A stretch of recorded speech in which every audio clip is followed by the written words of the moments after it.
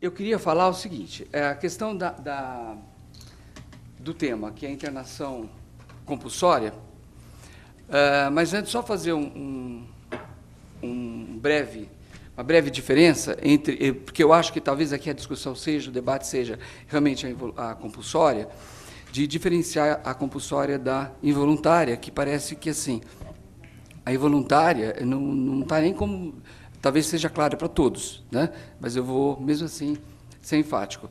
Que eu acho que a questão da internação involuntária, quando o paciente não aceita a internação e ele tem um problema psiquiátrico, e que isso é visto por uma equipe de saúde mental, onde tem um psiquiatra, tem um psicólogo, tem um assistente social, tem um terapeuta, às vezes ocupacional, quando tem, né? E outros terapeutas, e que você faz uma avaliação e você vê que o paciente realmente tem uma comorbidade, tem uma necessidade de internar, essa internação ela é feita, e ela é feita respaldada pela lei, que é a lei que o professor Magno colocou, que é 10.216, né?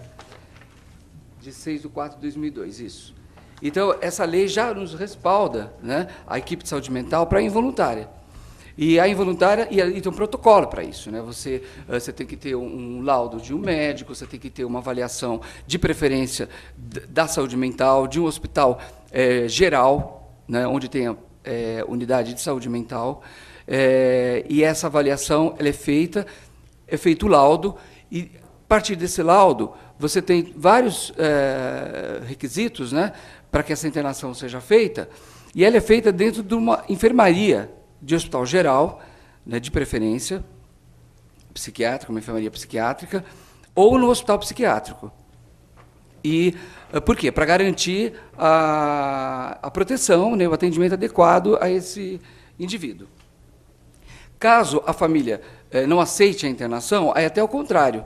Essa equipe deve se respaldar, né, orientando a internação, porque caso esse paciente tenha algum problema, um suicídio, ou então até uma violência, de uma agressividade, e pode até cometer um crime, então essa equipe está respaldada por essa lei, dizendo que internou, pediu a internação, né, e a família não aceitou. Então, ele é o oposto até, né, da compulsória. Agora, a compulsória já é uma questão que eu acho que é interessante estar numa mesa como esta, porque ela vai permitir várias discussões, que não é só da área da saúde mental, né? Ela vai permitir discussões de todos os olhares da sociedade civil, né? E de uma equipe, de um olhar multidisciplinar, seja do direito, né? Da parte da questão da própria parte médica, dos psicólogos, né, que também discutem, dos filósofos, sociólogos.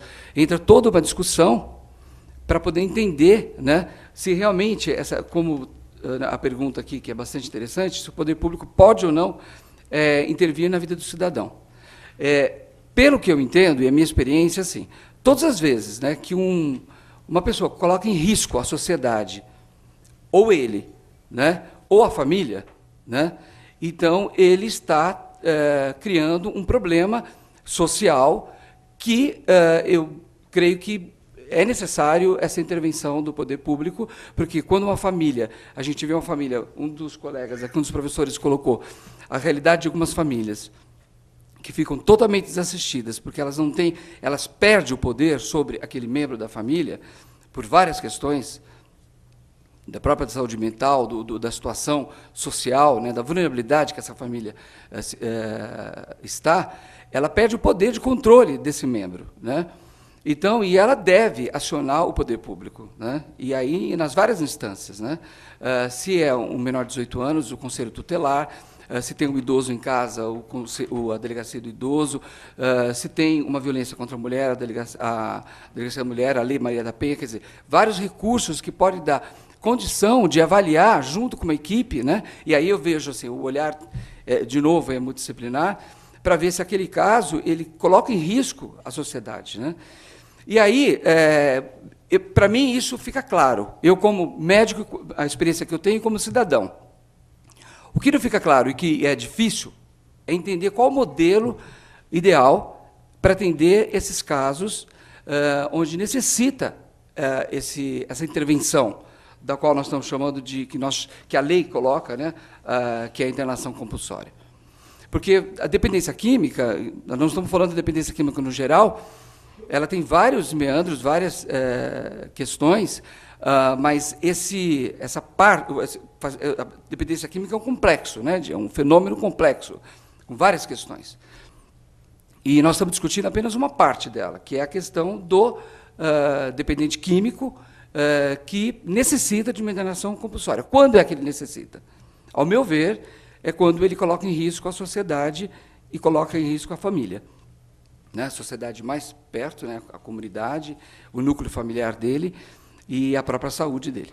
Então, eu acho que é interessante a gente estar discutindo se é isso mesmo, esse é o meu olhar, a minha experiência é que só dá para intervir nesses casos quando realmente você tem claro isto. E quando é que eu tenho claro? Você vê boletim de ocorrência, você vê a família se colocando nesse papel de tentativa de resolução, né? Às vezes não é nem a família, às vezes é a escola, outras vezes é o vizinho. E eu acho que a saúde mental não pode estar alheia a isto, assim como todos os outros atores envolvidos nessa situação. Né? E por isso que a gente precisa estar realmente tendo discussões, debates. Né? E também queria pontuar assim, que isto é uma parte desse fenômeno complexo. Né? Esse quadro clínico, que a gente pode chamar, ou um quadro, no geral, você fala quadro clínico, fica muito do médico, né? Mas essa situação em geral de vulnerabilidade que essa pessoa se coloca e coloca a sociedade, ela precisa ser vista por esses vários atores e é só um momento, é uma fase da vida dela. Porque o dependente químico, que é uma doença crônica, vai levar para a vida inteira. Então, na primeira fase dele, ele pode ter sido internado numa compulsória. Né? Mas se ele não tiver condições, e a equipe de saúde ali o tempo todo, trabalhando com ele, para que ele possa reverter esse estado dele de involuntária para voluntária, a gente tem muito pouco sucesso. Né? O dependente químico que quer se tratar, ele tem que ter a consciência, né, tanto ele quanto a família, e nós, a sociedade, de que é uma doença crônica. O diabetes você tem um gasto muito grande.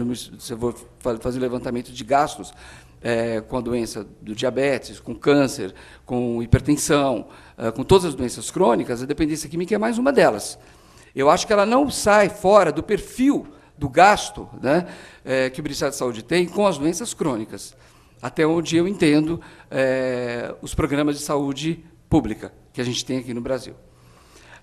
Agora, o que a gente precisa ter claro é que essa internação compulsória ela é uma faca de dois gumes, porque a dificuldade que a gente tem de entender, de diagnosticar, é muito grande, essa situação. Né? E ela pode reverter de uma forma negativa, sim, se a gente não der uma continuidade. Por exemplo, você pega a pessoa numa internação involuntária, você coloca hoje como eu vejo que é a internação compulsória, que eu vou falar um pouquinho dessa experiência, e depois você não dá uma continuidade, essa pessoa vai voltar e vai perpetuar esse ciclo da droga-adicção, né, que é um ciclo de violência, antes de mais nada, da pessoa com ela mesma, né, e da sociedade, dela com a sociedade, e da sociedade com ela também. Né? Haja visto o que o professor colocou, né? Não existe nenhuma programa, não tem nenhum programa, né, na área de educação, e não tem mesmo, porque as escolas vivem nos pedindo palestras, que, na verdade, eu sempre digo, não posso ir lá fazer uma palestra, porque eu tenho que ir lá e conversar, né, com cada membro que se interesse, e aí diagnosticar a situação daquela comunidade, porque eles é tamanha a sede, né? Eu estou falando agora da escola, pegando o exemplo do professor, porque eles querem uma receita pronta, né? Médica, uma receita médica. O que a gente faz? Né? E não é isto. Né? O nosso papel é esse daqui, de estar discutindo, de estar conversando, dialogando, e ter espaço para dialogar, o que é melhor, né? Para a gente poder estar intervindo, mas não podemos deixar, de forma alguma, de entender a dependência química como um fenômeno complexo, como as doenças crônicas são, e as doenças que além de ter esse peso da doença crônica, ela tem a questão social, né, que está aí, e que é o que mantém, né, o ciclo da drogadicção na maior parte, né? Então, eu queria, no debate, abrir depois para o debate, para a gente ver, assim, para mim, o modelo que poderia ser a internação compulsória. A minha experiência em saúde mental mostra para mim assim, que o paciente que interna de forma compulsória, involuntária, né, que está psicótico, o involuntário porque está psicótico, ele sai da psicose e você consegue trabalhar com ele e ele melhora a cognição, né, o entendimento dele, melhora da situação, ele vai ser um colaborador no seu tratamento. Na compulsória, a mesma coisa. Se a gente não consegue reverter isto, o prognóstico é muito ruim. Né? É péssimo o prognóstico, porque o prognóstico da dependência química já é complicado. Ainda para uma involuntária, ainda que a pessoa não consegue se conscientizar dessa mudança, né, dessa situação onde ele está, vai ficar pior ainda. Mas um modelo que talvez seja interessante é um modelo que essa equipe multidisciplinar tenha um respaldo dessa outra equipe, né, que é a equipe que eu não sei se eu posso chamar do judiciário mesmo. Por quê? Porque a minha preocupação com a internação compulsória é o risco que essa pessoa pode ter num ambiente que perpetue e repita a violência, né? Talvez por falta de entendimento, né, daquela equipe que possa, às vezes, não estar preparada para atender. Então, eu vejo, na minha experiência, assim, as compulsórias que foram, de acordo com a lei 10.216, dentro da saúde mental, aqui no município de São Paulo, com todos esses quesitos que foram necessários para que essa internação pudesse ser feita, numa enfermaria de hospital geral, ela deu conta desse primeiro momento, que é o momento emergencial desse paciente, que coloca em risco a sociedade e a família, porque você retira a pessoa, você protege, e você dá condições da família diminuir um pouquinho a intoxicação dela por essa droga, que a droga intoxica o sistema familiar, né, de diversas formas. Então, quando você tira o dependente químico do sistema familiar para se tratar, você dá um fôlego para essa família se tratar de outra forma, né, ela não vai tomar medicação, não necessariamente, porque às vezes também precisa, né, a família toda angustiada, depressiva, enfim.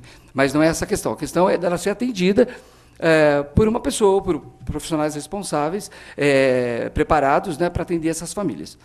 E esse paciente ser atendido naquilo que é necessário naquele momento. E, a partir daí, é apenas o início mesmo, é o pontapé inicial. Começa todo um trabalho, né, que é esse trabalho que vai ser para a vida inteira dela, né, e dessa família, que vai estar aí de acordo com cada programa de saúde, né? No município você tem CAPS, você tem as UBS, você tem os CAISM, você tem as comunidades terapêuticas, você tem vários recursos que pode dar conta, e ainda mesmo assim a gente tem déficit, a gente sabe, estamos vendo essa situação que nos encontramos. Mas eu acho que o que existe hoje, se a gente conseguisse organizar, né, o que tem hoje funcionando, para que isso pudesse ampliar em forma de rede, uma rede que possa realmente ter essa função de proteção de toda essa situação, eu acredito que eu tenho um olhar bastante positivo sobre essa situação. Né, quando eu vejo que existe debate, quando a gente vê que é possível discutir com outros profissionais, e que a gente possa estar sempre co-construindo, né, construindo juntos, com esses diferentes olhares, programas para dar conta dessa complexidade. Tá? Então, assim, eu não acho que é o psiquiatra que vai resolver, não acho que é o psicólogo, não acho que é o judiciário, eu acho que é esses debates que vão dar conta. Podemos pegar como exemplo a questão da AIDS, né, na década de 80, que hoje, todos nós sabemos que nós somos protocolos a gente exporta protocolo de atendimento de AIDS para o mundo inteiro, porque houve espaço para debate, houve força política, né, houve discussões multidisciplinares de todos os níveis, né, da filosofia até a psiquiatria ou por outros caminhos que a gente possa pensar, né, e para poder dar conta disso, né? Então, não temos modelo pronto. Acho que esse debate é uma coisa, é um momento importantíssimo, né, para nós, para mim.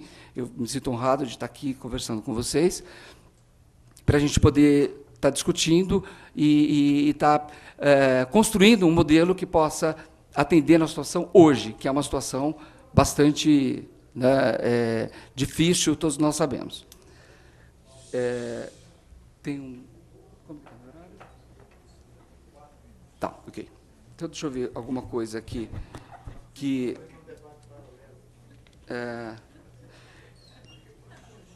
Então, para mim, o que seria interessante é estar discutindo realmente um modelo de internação compulsória pautado nessa lei. Eu acho que a Lei 10.216 dá conta de muita coisa, né?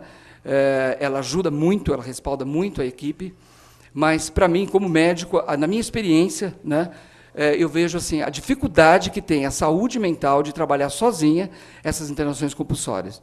Porque eu acho, nós tivemos um trabalho piloto de uma comunidade terapêutica para atendimento de menores de 18 anos. Porque, para mim, a compulsória para a criança é diferente do adulto. O adulto, ele tem você tem que avaliar né, o risco que ele tem, que ele pode oferecer para a sociedade. Mas, dos menores de 18 anos, eu já acho o contrário. É o risco que a nossa sociedade, né, impõe a essas crianças e esses adolescentes.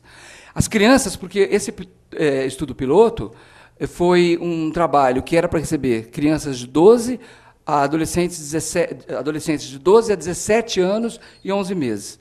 A gente acabou recebendo crianças de 9 anos e de 7 anos, que vinha porque, como o professor falou, um dos professores falaram, assim, não tinha certidão de nascimento, não sabia o nome, muitas vezes dava o nome do irmão, para poder falar que tinha mais idade, ou a mãe dava o nome do filho mais velho, para fazer o cartão do SUS, que era a única coisa que precisava, era o cartão do SUS, passar por um AMA e ser internado nesse serviço que a gente chamou, é um serviço piloto, porque a gente tentou implementar uma metodologia de trabalho que tivemos muita dificuldade. Por quê? Porque não houve esse respaldo, que eu acho extremamente importante, desses outros atores, que é o judiciário, até para acompanhar esses casos. Tivemos assim boa vontade de todos da comunidade, da sociedade, onde a comunidade foi implantada. Só que essas crianças vinham da região metropolitana